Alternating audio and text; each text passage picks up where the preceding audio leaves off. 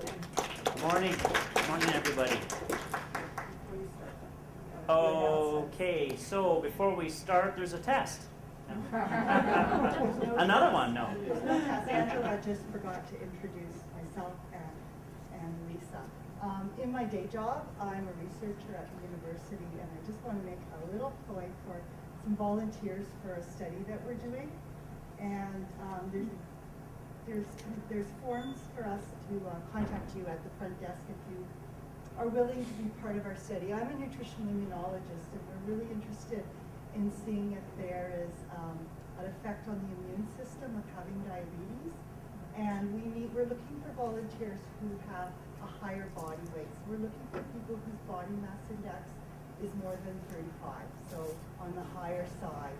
And all we'll be asking is that they come in once to the university, we'll cover their parking fee, etc., and give us a blood sample.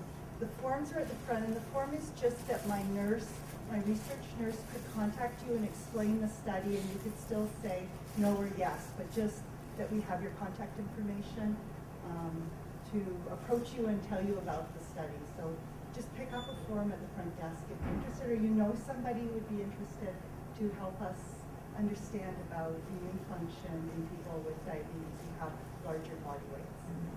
The other person I want to introduce,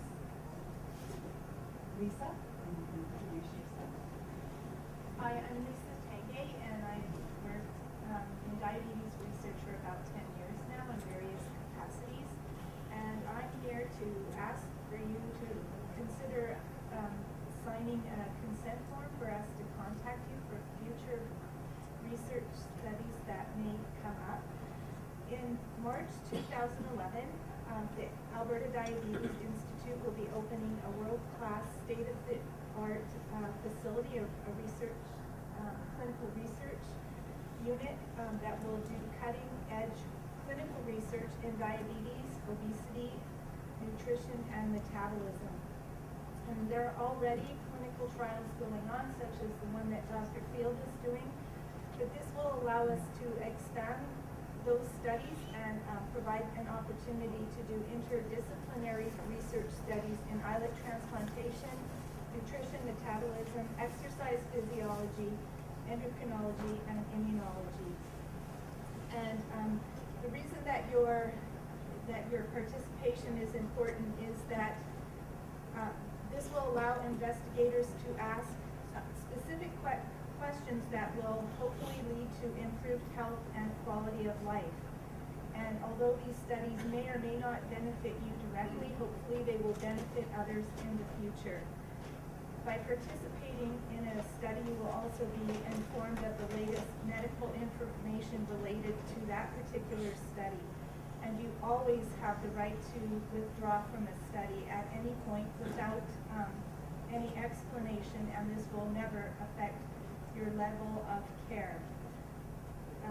And again, patient safety is always first, and second only to confidentiality, so your information will always be kept confidential.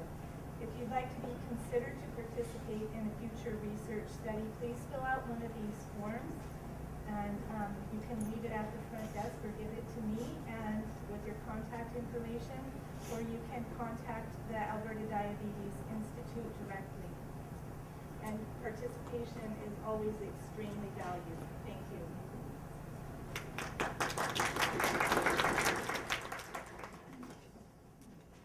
So good morning again, everybody. How's everyone doing? All right, so I have a confession to make before we start. I love to eat as much as I love to cook. Okay, sometimes I say it shows. But I was looking at this little name tag. It says, think healthy, be well. I would like to say, think healthy, be well, and feel full. Because I like to eat, right? And when we're told that we have to change our diet a bit, for whatever reason, if we're managing our diabetes, or if we have to look at our caloric count, or any other problem related to our diet, then you think, oh, well, now I'm going to have to change the way I cook. I'm going to spend more time in the kitchen. I'm going to have to look for special ingredients. I hope to say that when we're finished here, I can disprove all of that. And also, most importantly, is it going to taste good? By trade, I'm a chef. If it doesn't taste good, it doesn't look good, it's not fun to cook, I'm not going to cook it. And I'm thinking from your place that if you can't cook it within a matter of time, quickly, for your family, for you, for others in your home, then you're probably not going to attempt it because it takes too long. So most of us say we have 20 minutes by the time we get home to prepare the meal and put it on the table. So I have some great ideas today, and you do have those that do have the recipes. I know we have copies of them. Hopefully we can hand those out, if I can get help to hand those out. I have some copies here. If I don't have enough to go around, then the ADI, I'm sure, will make it available to you, that you can get a hold of them. Thanks very much. Yeah, we'll just start a list for emails at the back, so if you don't want a paper copy, we can send it to electronically. Okay, so I have 4 different recipes, and all of them are very simple. I have a great breakfast one that can be used as a breakfast, a snack. Snack's important when you're managing your diabetes. And it also can be used for an afternoon snack as well. So think of it multiple ways. And I always say it's kid-friendly, it's family-friendly. If you have kids and you're trying to get them to prepare a healthy snack, or you want them to have a healthy snack, it's a great idea. It's called whole grain Bircher muesli with a little bit of yogurt in it. So the one I want to start with is our stew. And our stew mainly because it has pulses in it. And I know that you're all here because you love pulses, right? And we all know what pulses are now. Okay, so I'm using chickpeas or gorgonzola beans, and I'm going to be using lentils. Both fit into our discussion this morning. And shall I pass them around just in case you're not sure? I've counted them, so don't dare eat one. I need them back. So now I'm using canned ones. Okay, and often the question is, well, canned ones because it's convenience. And yes, you can ask your dietitians whether the value of a canned one is different than starting with raw. Raw certainly is more reasonable. Canned is a lot more convenient. So we're doing a thing called what did I call it here? I have a long name for it. I called it a Moroccan-inspired chickpea lentil stew because it has the flavors of Morocco in it. So, and if there's something in there you don't like, you can always take it out. But the main thing is you get pulses in there. And you're thinking, well, it's vegetarian. And maybe I'm not keen on vegetarian. I want some meat in it. You can put meat in this recipe as well. Okay, you can put lamb in it. Lamb's a bit fatty, and fatty means saturated fat, which is something we should be concerned about, all of us, regardless of managing diabetes. So when you put a meat in there, yes, you can, but always think, well, chickpeas and lentils are good sources of protein, alternative protein. And Eating Well with Canada's Food Guide, which, is everyone familiar with that? Most of us are. It tells us to eat plant-based protein more frequently. So try it without meat in it. Try it with alternative protein in it. But don't think you have to restrict it to making it strictly vegetarian. And it's a batch cooker, so that means I can make it up on Sunday, freeze a portion of it for Thursday and Sunday. You know, for another meal. If you come home and you already have a meal ready for you, you can put it in a slow cooker. I've already prepared this in a slow cooker. That's probably what you smell in here. Because when I'm about to cook this, my stove doesn't work. So this is pretend today. Okay, we're all pretending. You're going to hear the onions. You can smell them and hear them. But I've prepared it already for you. So the most important thing is if you look through it, I don't have salt, and I can have pepper in it, but I don't have salt. Because again, I want to be careful. You know, healthy cooking is simple little things like choosing nutrient-dense ingredients, like chickpeas and lentils. And it's also about controlling the amount of salt you put into your cooking. So try not to put salt in, or try not to put added salt, because we can't escape from salt. But we can control what we do put in the pot. So I'm starting with some onions in there because I want to caramelize my onions, make it more flavorful. I've given you in the methodology, if you're looking in front of your recipe, drain and rinse chickpeas under cold water set aside. So chickpeas sometimes and lentils, if you're buying them canned, rinse them because sometimes they do cook them with a little bit of salt in them. So that's another way of trying to eliminate or reduce the amount of salt in your cooking. You can also cook them from scratch. Does anyone have a pressure cooker? If you have a pressure cooker, you know it cuts down the time to cook your own lentils and pulses. Is anyone here going to cook your pulses and lentils from scratch, from dried? Because you can. You can. It's no problem. Using a pressure cooker, Basically, it's cooked under pressure steam. It cooks a lot faster. For those of you that don't have the time, you can use the canned product, but be wary because they do sometimes put salt in. So rinse them, at least that will reduce somewhat of the salt. But you're not going to add any extra salt to this recipe.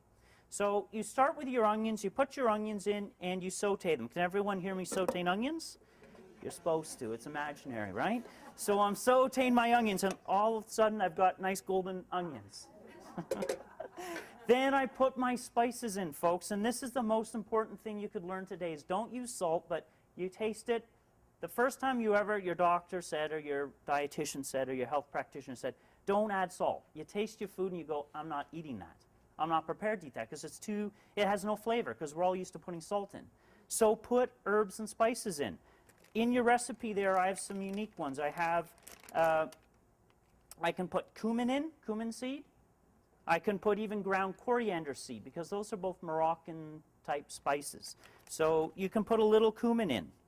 And there it goes. You can put coriander if you don't like that. And the other unique thing I have in here is saffron. Does anyone know what saffron is? It's the stamen from the purple crocus. Okay, and I'll actually pass this around, but I've counted the threads. It's expensive. It's not that expensive. It's probably $5 for a gram. A gram is all. You wouldn't even need a gram to make the recipe in front of you. You know, you don't need that much. It's the flavor. It's pungent, has a great flavor. I'll pass it around. Don't spill it, or you'll be picking it up off the floor. It makes a beautiful color. They use it for coloring too, but it has flavor. So I'm not going to reach for my salt. I didn't even bring salt. I don't want to see salt. I don't use salt. Okay, so use spices and herbs. So all my spices go in, including my saffron in this. And of course, I'm stirring away. This sounds so exciting. I should make the noises for it, right? And then why you caramelize your onions first is for color and for flavor. When you cook your onions, if you want to do this in a slow cooker, cook your onions first, transfer it to a slow cooker. Because then I can make it in the morning, walk away, and come home at night, and it's there, ready, available for me. So put your spices in, your saffron, your cumin in. Then you can put in your peppers and carrots. Again, my lovely peppers. Put in peppers, bright vegetables, really good for you. You should be eating vegetables and fruits. You pick bright colored vegetables, okay? And dark leafy greens. We're using dark leaf spinach in this. We're using bright vegetables. Very good for you. So, again, cook your vegetables in there. I'm putting carrots in as well. Carrots are going to add a natural sweetness, okay? But my veggies are intact. It's not juice. It has full of fiber, so it's good for me. So my carrots can go in there. And this is a one-pot meal. That means everything goes into one pot. That means everything's simmered in one pot, and you only have one pot to clean. And again, another thing with healthy cooking, right? No dishes, unless you have someone who's going to volunteer to do them for you. Chefs don't like to wash dishes. I naturally do one-pot meals. And I put in my carrots and start simmering. Everyone can hear it, of course, and it smells great. So I'm cooking my carrots, my peppers, and my onions. Once they're soft, okay, at that point when they're soft, you can then add in your tomatoes. Okay, so tomatoes. If you grow home tomatoes or you can your own tomatoes, you can control the amount of salt. You can also, I went out to your local grocer, Save On Foods, and we got tomatoes already diced for us, so less work. I mean, if it takes too much time, you're not going to follow your healthy diet regime. So, and I got them packed in less salt. So you can get canned tomatoes out there, less salt, or you're going to can your own tomatoes. So you can put in your tomatoes at this point. That's going to give us flavor and color. In go my tomatoes. Then also, I can put in my chickpeas. If you're going to cook your chickpeas and you're going to cook them in the dish, then you can soak them overnight. This is a thing with pulses, and I think pulses get a bad rap in our cuisine because they take time, and we're all hell-bound on going fast. Everything has to be fast. We have to eat fast, we have to cook fast, we have to talk fast. Okay, so if you are going to cook your pulses, and I don't care which one you pick, all your favorites, kidney beans, gorgonzola beans, lentils, then pre-soak them overnight in lots of water. Enough water to cover them. Because what's going to happen there is they're going to start rehydrating and soften up. So cuts down your cooking time in half If you want to reduce it by further, then buy yourself a pressure cooker. Pressure cooker you have to get a little used to using, and you don't go and open it until it's finished its cycle. You won't be able to anyways. It's a safety on it because it cooks under pressure, under steam. That will reduce your cooking by 3/4 of the time. So it's very fast. But don't feel you can't use canned beans either, because they're convenient and they still have lots of fiber in them. You get a good source of protein and you get 0 saturated fat, which is a good thing for healthy cooking and a good thing for managing our diabetes. So in go my chickpeas. And you would follow your recipe. Chefs never follow any recipe. But the beautiful thing is, say you don't like lentils and you like kidney beans, then put in kidney beans. Put in cowpeas. Put in whatever beans, your favorite beans. The other thing is, you know, you want recipes that you're able to either put your favorite foods in, your cultural foods in, and to be able to adapt them. But I like the idea it's one pot, everything's in there at one time. So in go my lentils. This is such an easy recipe, folks, and it tastes, well, I'm hoping it's going to taste good, or I'm leaving an exit left stage. Then is cinnamon. Cinnamon can go in for flavor. Now, I usually choose a cinnamon stick. The reason being is I can take it out when I feel there's enough cinnamon in it. If you use ground cinnamon, it's too late, folks, because you put it in, you can't take it out. But at least with a cinnamon stick, you can put it in. So you put your cinnamon stick in, all right? Raisins. Raisins give a natural sweetness to this recipe.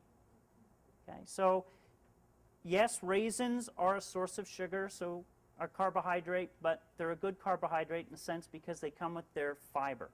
They come with their skin. So I always say if you're going to add in something like a raisin, it would be okay because it is with its fiber. So, but it does add natural sweetness. It's not like adding honey into this. And it needs a little natural sweetness. And the reason being is that saffron, I didn't see it. Someone grabbed it all. Oh, it's all right. Someone pocketed. At least they admitted. Right? That saffron is pungent. So you need something to sort of, you know, to do the yin-yang, the balance. So a little bit of raisins makes it, counterbalances the saffron. And if you don't want saffron, don't put it in. But I encourage you to try new spices and new herbs and throw away the salt. You get enough salt. You don't need any more, so don't add it in. So in goes my cinnamon. I'm looking for my raisins. There they are. I put in my raisins. The last thing that goes in is the peas and the spinach. And I always say put that in once it's finished. Because peas, I'm using frozen green peas, which are a fabulous source of fiber. They're bright vegetable, so they're good for you. I always put my peas in and my spinach right at the end.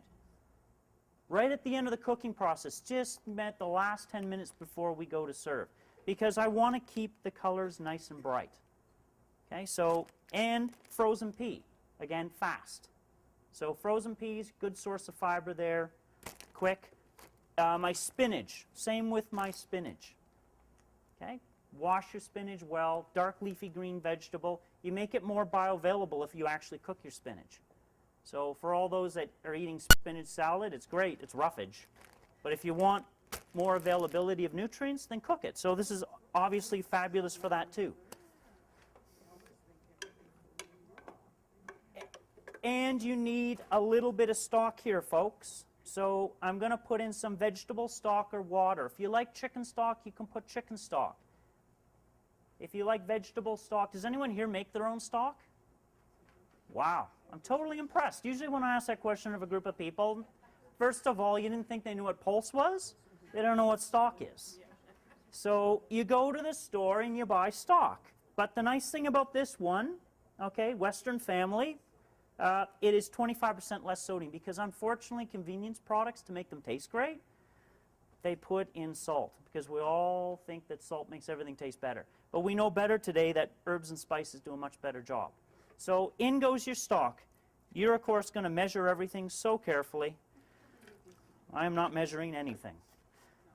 But I did measure everything on my recipe I made for you, and hopefully you'll like it. So enough stock to cover. You can put this in your slow cooker.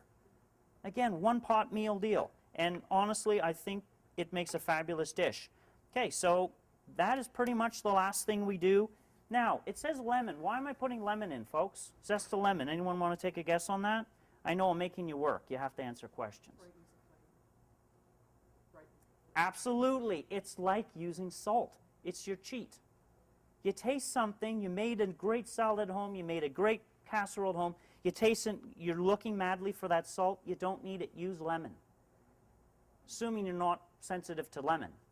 So you can use the zest of the lemon, which is the yellow peel without the white underneath, because the white underneath, the pith, is bitter.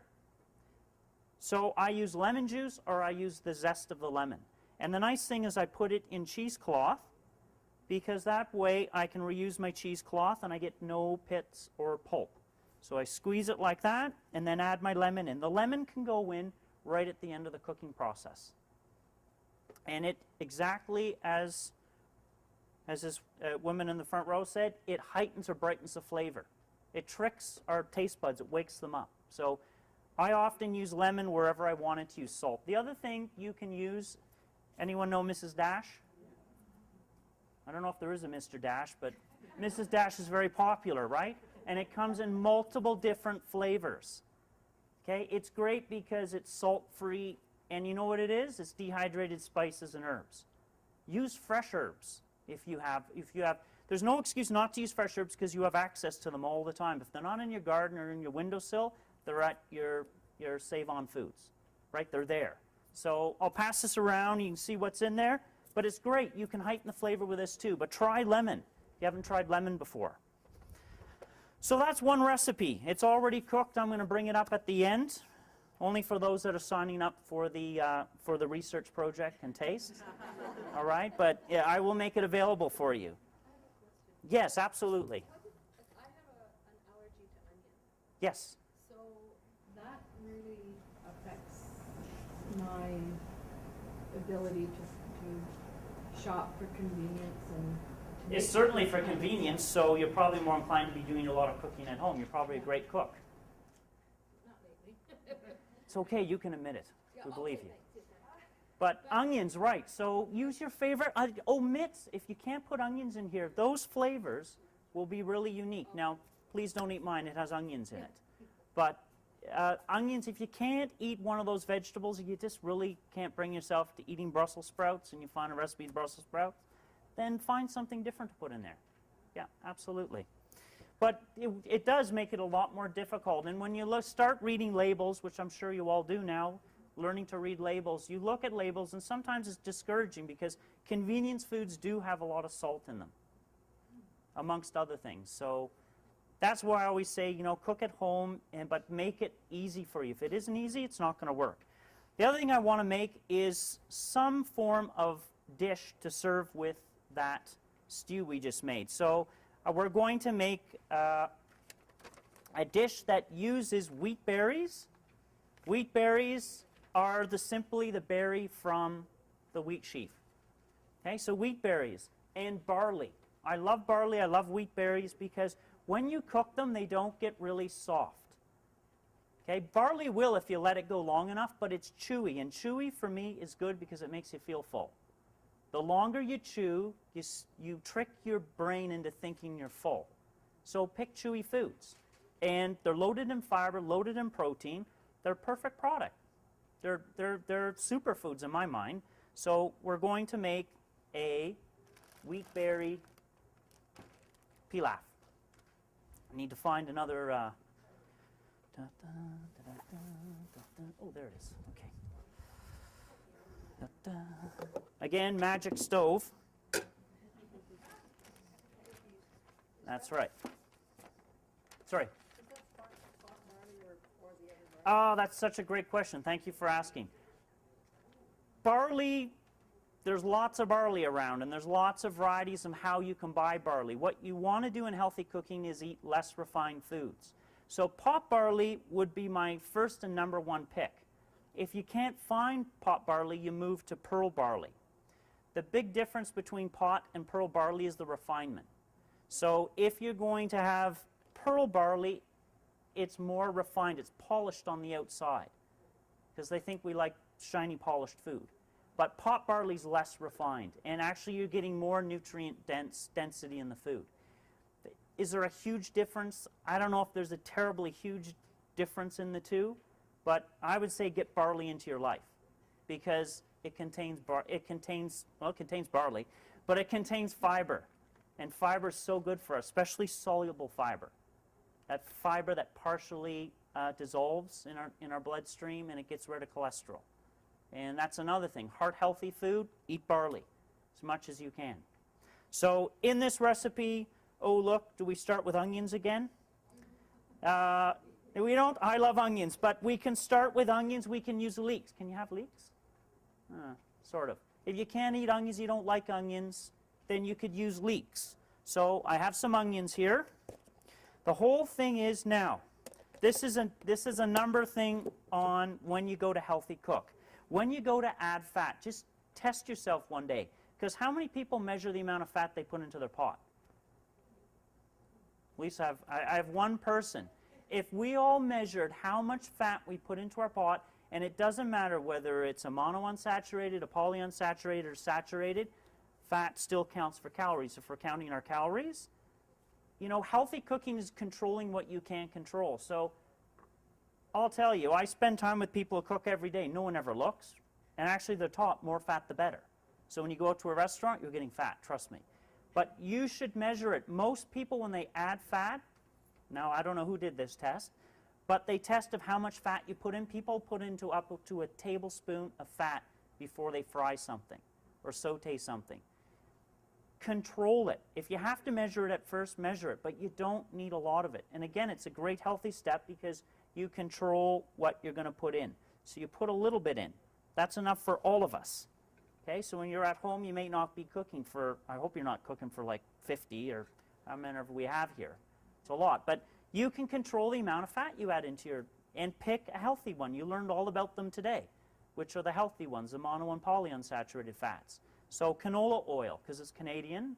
Again, I cook because it's Canadian, but it's also good for you. And olive oil. Chefs love olive oil. Cooks love olive oil because it tastes good. It's also what we call a healthy fat. So try to measure it, control it. A little trick you can do at home.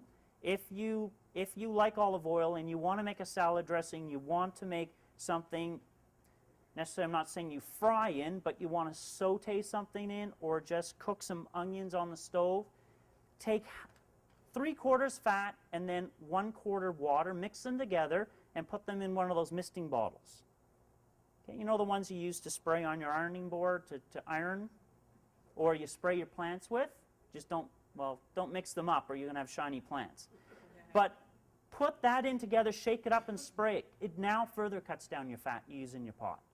So there's so many just little things you can do to make your food that much more healthy. So a little bit of fat, control the amount of fat, then we start doing the other things. Now, I want to talk about the barley and our wheat berries. Because, first of all, I'll pass them around if anyone needs to see them. If you're going to cook wheat berries, I got these wheat berries and they had a whole variety of them, at Planet Organics. That store for a chef is simply sexy. Because that store, honestly, it has everything. I walked in and my jaw just fell down on the floor. So this store has everything under the sun. But you can get pot barley there, you can get pearl barley there. You can get barley with the husk still on. And wheat berries. So if you're going to cook those from scratch, because I haven't seen those in a can yet, you have to pre-soak them again. It cuts down your cooking time. So what you do is reduce the amount of cooking time by soaking them overnight in a big pot of water, enough water to cover. Then it cooks down your cooking time. And I put that in our methodology in 1 and 2. Simmer them enough to let them cook. And I did that at home, folks. I did that before I came, so I pre-soaked them and cooked them for the 15 to 20 minutes. The rest of the time is left to cook in the pot. Okay, so add in your onions, start cooking your onions. You can add in your leeks. If you don't like leeks, you don't have to add leeks. Add in my leeks. Thank goodness I cooked all this before I came. I must have known that the oven wasn't going to, the stove wasn't going to work. Put in my carrots, and you're going to cook all this together. This is where you put in your favorite herbs, folks. Okay, so again, does anyone have any favorite herbs? Basil, beautiful. You put that in there. Parsley, oregano, chives. You could put in marjoram in here. You could put a little sage in here. You put in your favorite herbs because you're less inclined, again, to reach for your salt.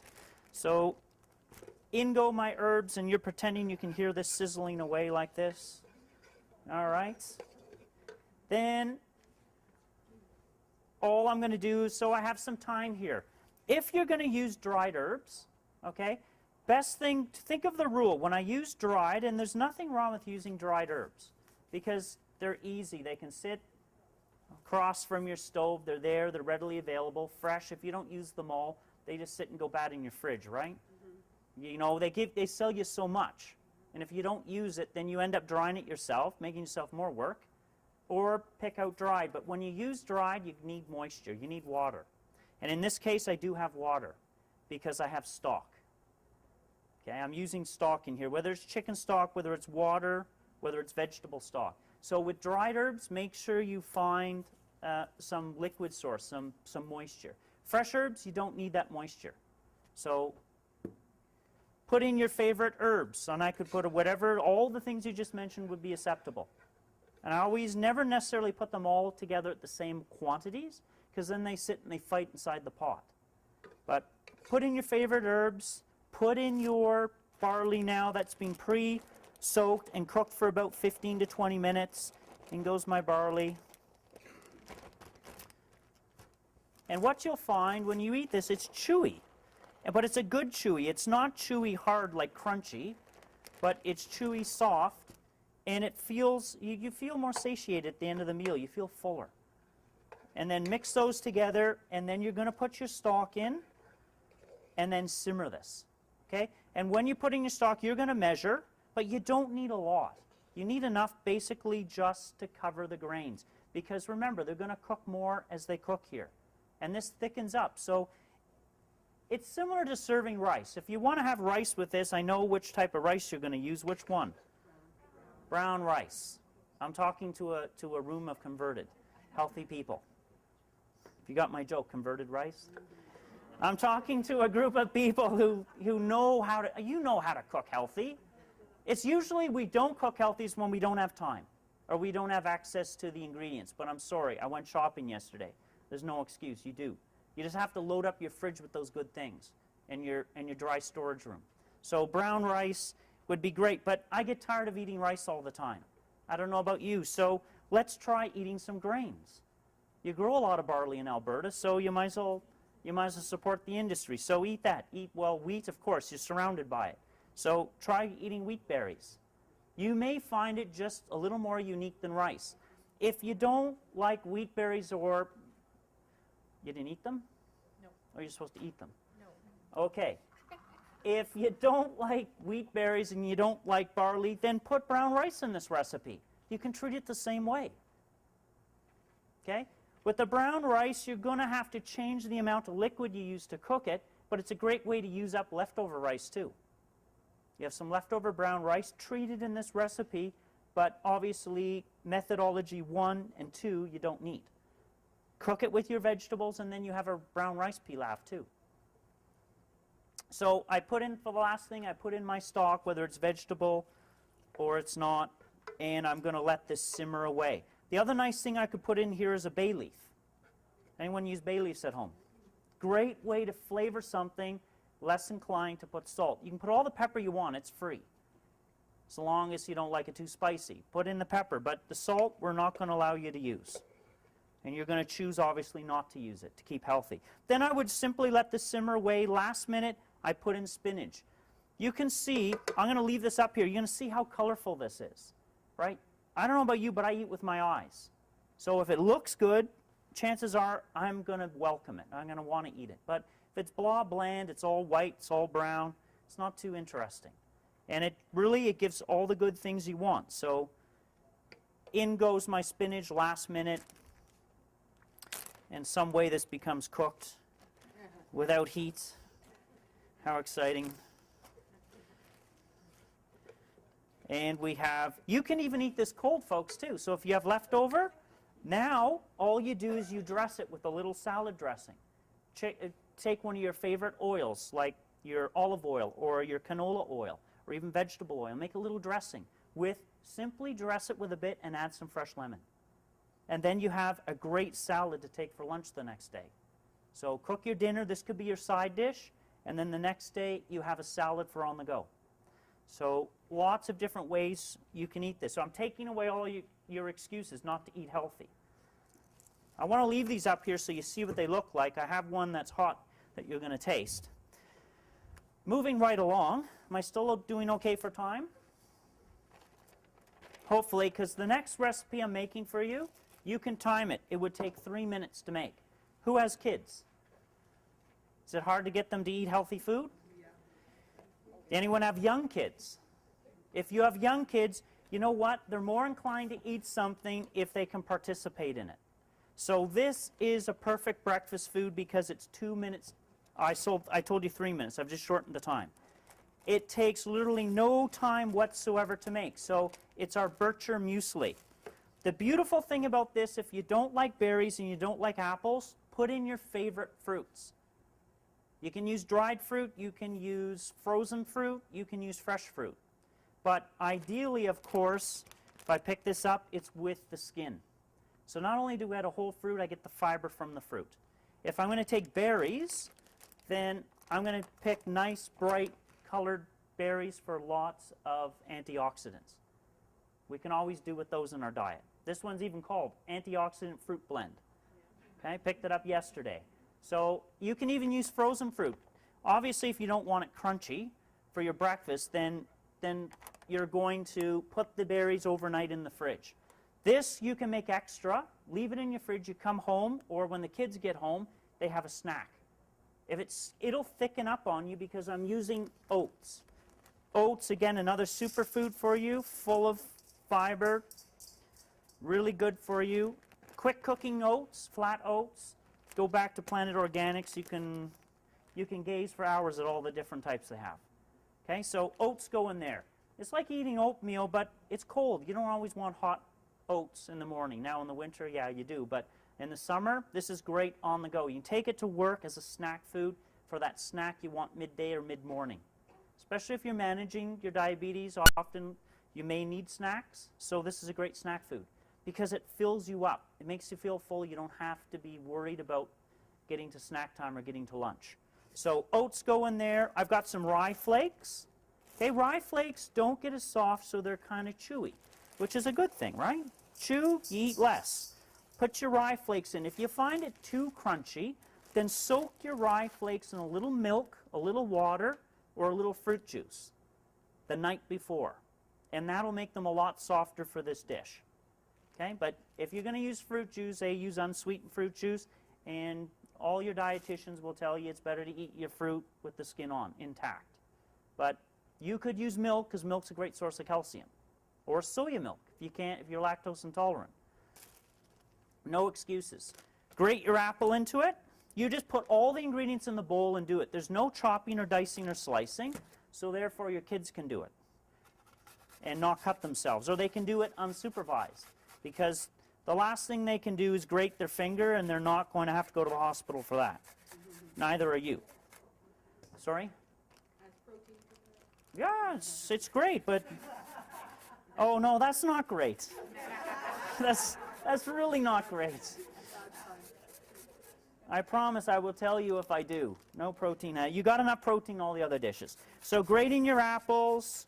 You could use pears here. If you want pears, a little harder to grate, but if they're unripe, no problem. You can always find apples around. And those recipes, we've done the nutritional analysis on them. So if you're concerned or you're calorie counting, you're carb counting, then you'll have it for you. You can see I'm doing a careful job at measuring.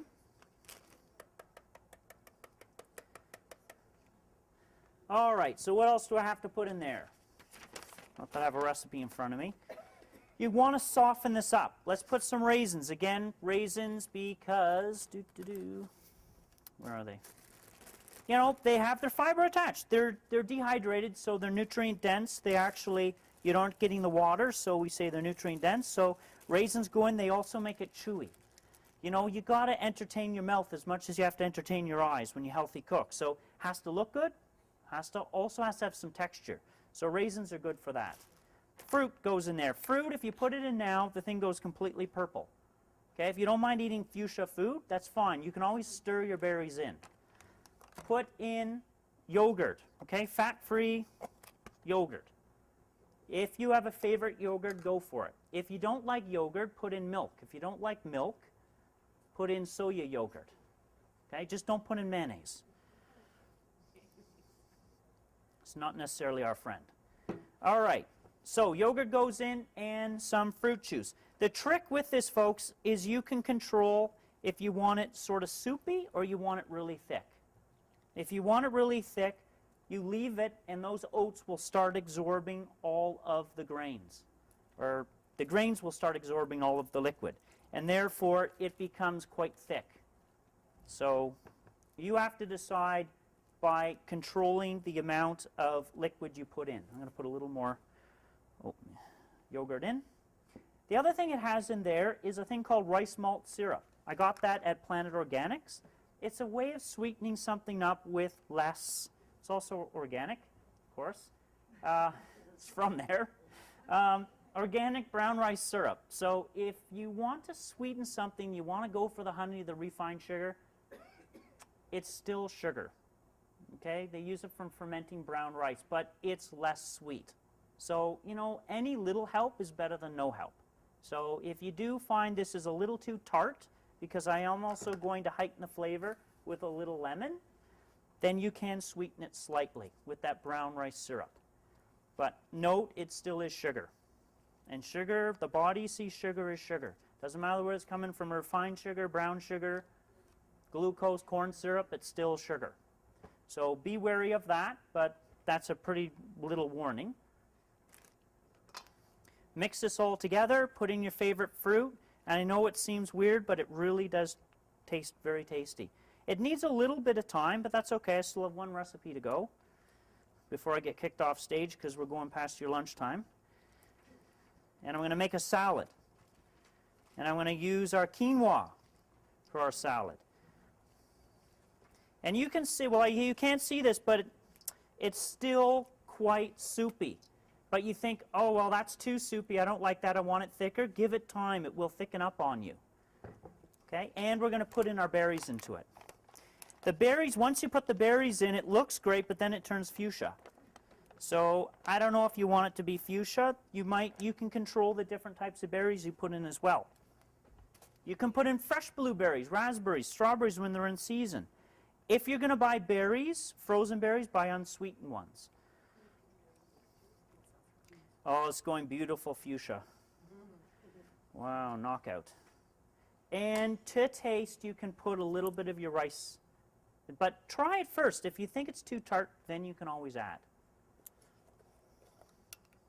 I'm going to put just a tiny bit in, and I can always adjust that. You can adjust it, or for those that are eating in your family, they can always adjust it.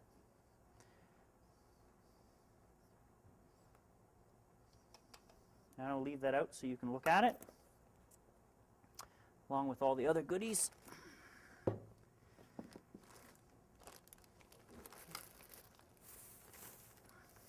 So one last thing I want to make is I want to make a salad, a really easy salad.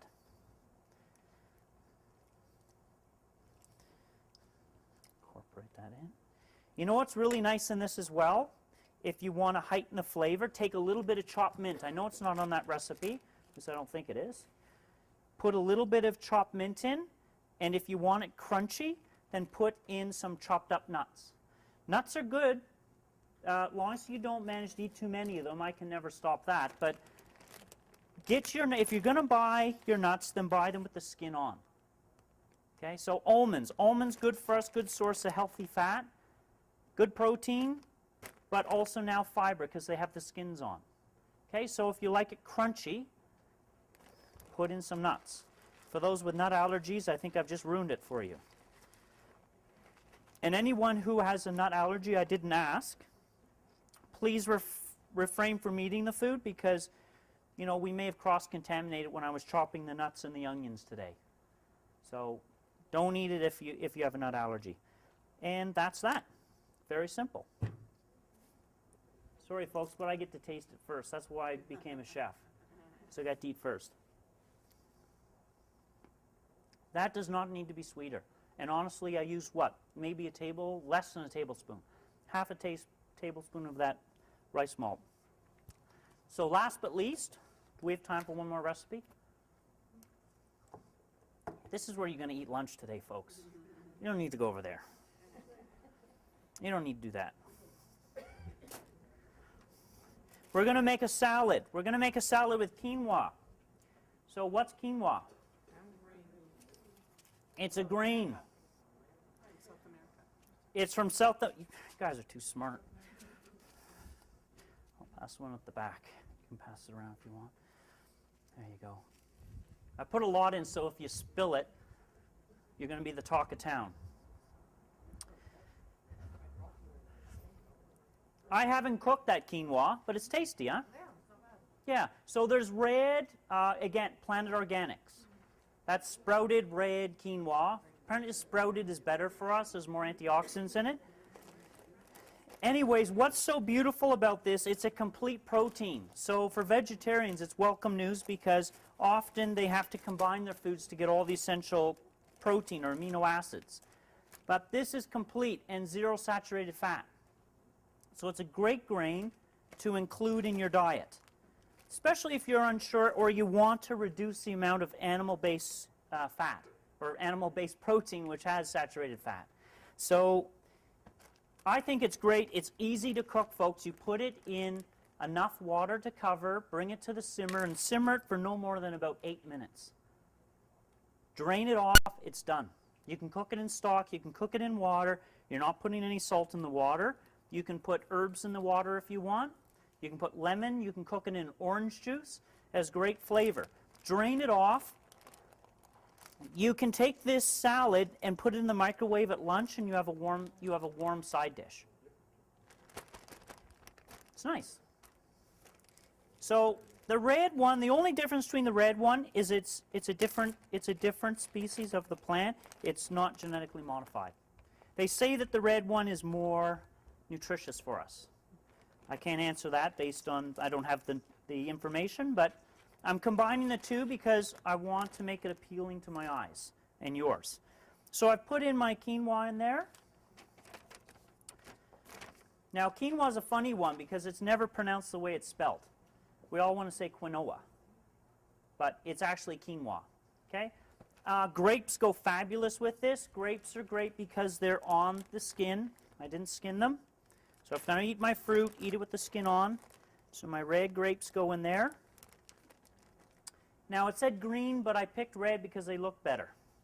So I took the red grapes. But you could use green and red if you wanted. I put in a little bit of celery. If I know what I did with that, there it is. I put in some mint to make a nice flavor. It's great when the dicing and slicing is already done. But if you want to learn how to dice and slice properly, which also makes your cooking that much more enjoyable, then you go to cooking school. There's lots of cooking schools in Edmonton. And if not, come to Ontario. I'll welcome you. All right, so mint goes in there. Let's put in some parsley. Parsley for color. It's fabulous. Put in some parsley. Put as much parsley as you want. Now, there's a difference in parsleys. Who likes flat leaf parsley? Who likes curly parsley? Curly's for decorating, flat parsley's for cooking. So if you are not going to cook your parsley, use curly parsley. If you're going to cook your parsley, use flat leaf parsley because the flavor stands up over time. Use either parsley because it tastes great. It freshens your breath. It's beautiful. You know, a lot of Middle Eastern cuisines, they put lots of parsley in because of great flavor. So I've mixed all those up. I've got lemon now goes in there. I love lemon. Hopefully you do too. Let's get a little more lemon. Again, lemon is going to heighten the flavor because I'm not going says salt there. Oh, no salt. You can use, I suppose, if you want, and it's not an issue, then you could use a little salt. I try not to use salt because it's a principle of healthy cooking. I can use Mrs. Dash. I can use lots of herbs and spices. So let's use Mrs. Dash. It's free. You can use as much as you want, just like pepper, unless you don't like it. Green onions are going to go in here. We're not doing well with onions today, are we?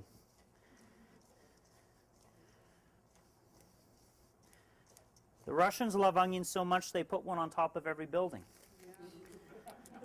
They're nice. Onions are good. That's right. Green onions go in here. And olive oil. Now, if you don't like olive oil, you want to support Canadian economy, use canola oil. Use a combination of them. What you don't want to use, or what you want to avoid, is those unhealthy fats, or those fats that are solid at room temperature, hydrogenated fats. But again, fat is fat. Just enough to coat the grains. What else could I put in here? This is called kitchen sink cooking. I got some green peas. They're already cooked. All right. You're going to walk out of here super fiber, people. Your bowel's going to love me.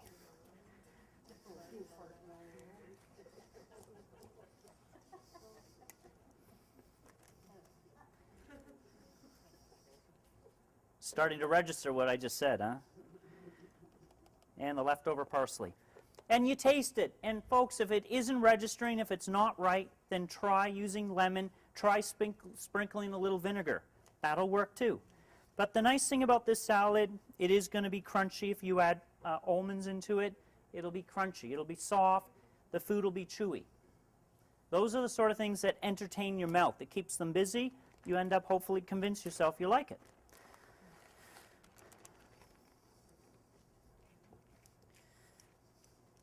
So I have the two salads to do. I do have the Moroccan stew we can taste. I'm going to get some helpers to help us dish it all out for those that want to taste. Do we have any questions about healthy cooking? It has to be simple, has to be easy, right? Yeah. Kosher sea salt doesn't necessarily have to be from the sea. It has to be mined from a salt bed that once was access to the ocean, right? Kosher salt, usually it's a less refined salt. It is sea salt. Doesn't necessarily have the iodine in it. It may be iodine free. Sea salt's great. Now how are we talking about salt now? Sea salt is okay because what it does, it doesn't dissolve. So on a roast, if you have to put a little salt on it, it slowly dissolves. Or it's jagged if you put it on a microscope, so it hangs on to the surface of the roast, instead of putting on white salt, because you tend to put on more. But we forgot we had that conversation. All right.